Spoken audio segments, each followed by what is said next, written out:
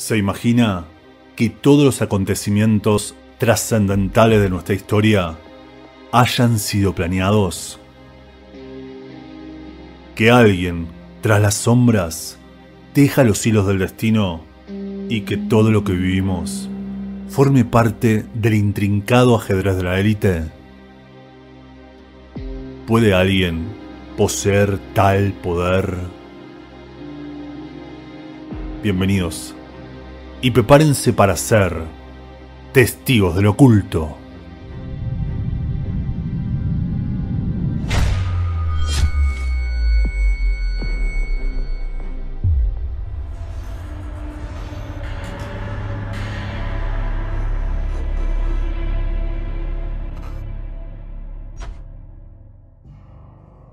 Albert Pike fue un abogado, militar, escritor e influyente político estadounidense que vivió a finales del siglo XIX. Participó de las invasiones a México y defendió al lado confederado durante la guerra civil de su país. Y lógicamente, como toda persona influyente, no solo perteneció a la masonería, sino que llegó a ser nombrado soberano, gran comendador, presidiendo el Consejo del Grado 33, el más alto en la masonería, dentro de una de las ramas más antiguas, importantes e influyentes de los Estados Unidos dentro del rito escocés, la jurisdicción meridional, el considerado Consejo Supremo o Madre del Mundo. Imagínese. Incluso es el célebre autor de Morals and Dogma, la moral y el dogma del antiguo y aceptado rito escocés de la masonería, básicamente la Biblia de los masones, la guía principal utilizada por prácticamente todas las logias para entender y explicar la filosofía esotérica de sus ritos. Estamos hablando de que básicamente podríamos considerar a Albert Pike como el creador de la masonería moderna. Pike fue una de las personas más influyentes de su época, y así logró entablar una buena amistad con alguien a su altura, pero del otro lado del charco, Giuseppe Mazzini. Conocido como el alma de Italia, fue un político, periodista y activista italiano y principal impulsor de la integración nacional italiana, el proceso de unificación nacional. Dicen que fue masón e incluso que habría llegado a ser el gran maestre de la Gran Oriente de Italia, la orden más antigua del país, fundada en épocas napoleónicas.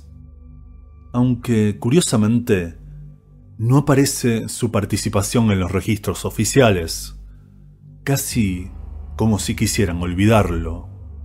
Y es que además fue uno de los miembros más importantes de los Carbonarios, otra antigua sociedad secreta, conspirativa, insurrecta e incluso conflictiva, que sentó las bases de los movimientos revolucionarios europeos, incluida la Revolución Francesa, de la que tenemos mucho de qué hablar.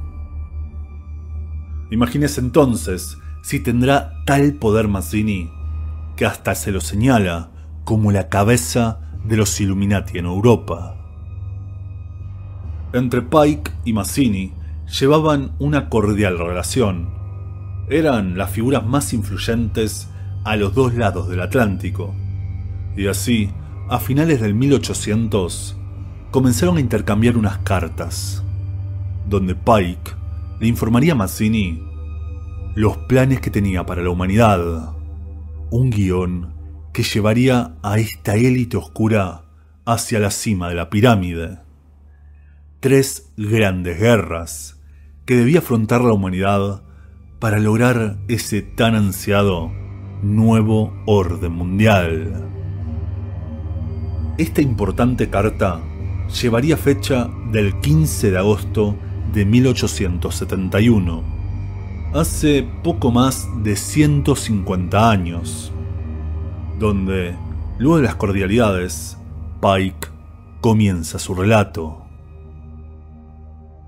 La Primera Guerra Mundial debe producirse para permitir a los Illuminati derrocar el poder de los zares de Rusia y hacer de este país una fortaleza de ateísmo comunista. Las divergencias causadas por los agentes de los Illuminati entre los imperios británico y alemán se usarán para fomentar esta guerra. Al final de la guerra, el comunismo se erigirá y se usará para destruir a los otros gobiernos y para debilitar a las religiones. Una carta de 1871, prediciendo casi al detalle lo que ocurriría 33 años después. Sí, 33 años. Como para no perder la costumbre, ¿no? Aquel 28 de junio de 1914, en Sarajevo, fue asesinado el archiduque Francisco Fernando de Austria. La excusa perfecta para desatar la Gran Guerra, la Primera Guerra Mundial, que culminó al ser firmado el armisticio de Compiègne, del que ya hablamos varias veces, como en este video, un 11 de noviembre de 1918 a las 11 de la mañana, dando como resultado la desintegración de 4 grandes imperios: el Imperio Austrohúngaro, el Imperio Otomano, la caída de los zares de Rusia bajo la Revolución de Octubre, el ascenso de Lenin y los bolcheviques al poder, y el comienzo de la Rusia soviética, y cómo no, la caída de los Kaiseres de Alemania, la Revolución Obrera y luego el ascenso al poder de un tal Adolf. Un 30 de enero de 1933. Curioso cómo, casualmente, siempre nos encontramos con el 11 y el 33. Casi como si todo estuviese astutamente planeado. Pero sigamos. La Segunda Guerra Mundial debe fomentarse aprovechándose de las diferencias entre los fascistas y los sionistas políticos. Esta guerra debe fomentarse para que el nacionalismo sea destruido y el sionismo político sea suficientemente fuerte para crear un Estado soberano de Israel en Palestina. Durante la Segunda Guerra Mundial, el comunismo internacional debe hacerse suficientemente fuerte para contrarrestar a la cristiandad, que entonces será constreñida y controlada hasta el tiempo en que la necesitemos para el cataclismo social final. Nuevamente, el oráculo de Pike dando en el clavo con sus predicciones. El enfrentamiento contra el fascismo, la caída del nacionalismo y sobre todo el nacimiento del Estado de Israel en Palestina. Algo sumamente curioso, ya que en 1917 se proclamó la Declaración Balfour, donde el gobierno británico le envió una carta al barón Leonel Walter Rothschild, la principal figura judía de la época, donde le demostraban su apoyo e intención de establecer el Estado de Israel en Palestina, algo que se lograría tras 2 grandes guerras.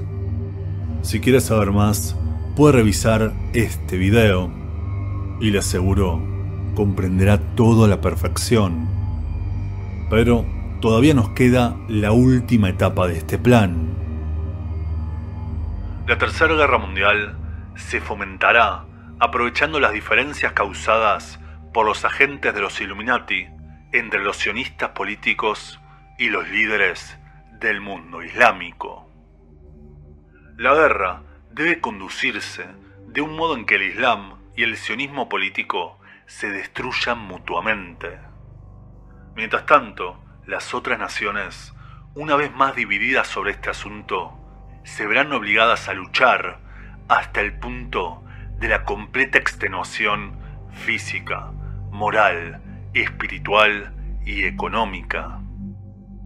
Desataremos a los nihilistas y a los ateístas y provocaremos un cataclismo social formidable que en todo su horror mostrará claramente a las naciones el efecto del ateísmo absoluto, origen de la crueldad y de los disturbios más sangrientos. Entonces, en todas partes, los ciudadanos, obligados a defenderse contra la minoría mundial de revolucionarios, exterminarán a estos destructores de la civilización. Y la multitud, desilusionada con la cristiandad, cuyos espíritus teísticos estarán desde ese momento sin brújula ni dirección, ansiosos por un ideal, pero sin saber hacia dónde dirigir su adoración, recibirán la verdadera luz a través de la manifestación universal de la doctrina pura de Lucifer, sacada finalmente a la vista pública. Esta manifestación resultará a partir del movimiento reaccionario general que seguirá la destrucción de la cristiandad y el ateísmo, ambos conquistados y exterminados al mismo tiempo. Suena bastante familiar, ¿no? Son temas tan actuales como complicados para hablar acá en YouTube. Estas cartas fueron recuperadas por William Guy Carr, quien, más allá de ser presentado en la Wikipedia como un simple escritor de las teorías de conspiración antimasónico y de tinte cristiano, llegó a trabajar para el Servicio de Inteligencia canadiense durante la Segunda Guerra Mundial, siendo además el oficial naval superior. El comandante Carr habla sobre estas cartas en varios de sus libros, como Pawns in the Game, o Peones en el Juego, de 1955, o Satán, el Príncipe del Mundo, de 1966. Aunque lamentablemente no aporta pruebas reales ni copias de estas cartas. De hecho, Carr habría confesado que habría sido el cardenal chileno José María Rodríguez Caro quien le habría hablado sobre estas cartas en 1925, nuevamente sin fuentes fiables. Y así, y tras las declaraciones oficiales del British Museum de que no poseen esa carta, la historia oficial tacha todo esto como un fraude. Sin embargo, sí existen fuentes reales y comprobables, y sobre todo más antiguas que las dos grandes guerras profetizadas y lamentablemente cumplidas, que demuestran que todo esto podría ser real. Me refiero al Diablo en el siglo XIX, de Charles Hux y Leo Taxil, publicado en 1895, y que se lo dejo en PDF en mi Twitter, para que comprueben las menciones a Pike, a Mazzini y sobre todo a esta increíble carta. Y es curioso todo lo que envuelve a la figura de Leo Taxil, quizá la primer figura antimasónica de la historia, quien dicen habría buscado vengarse de la masonería luego de ser expulsado en 1882. Hay quien dice que expuso sus verdades y sus verdaderas intenciones. Algo de lo que no nos faltan pruebas, ¿no? Y hay otros que aseguran que solo inventó calumnias motivado por ese rencor tras su expulsión.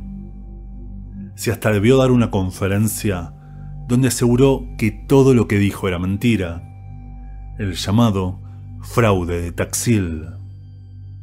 De la misma manera que el British Museum aseguró que jamás tuvo esta carta en su inventario, aunque hay quienes afirman que el British Museum sufrió un fuerte apriete por parte de la masonería británica para que negasen todo lo concerniente a esta carta de Albert Pike.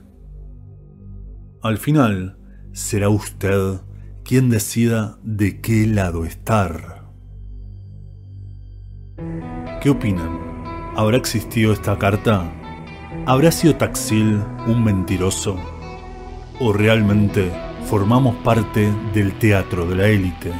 Muchas gracias por su atención y nos vemos en el siguiente.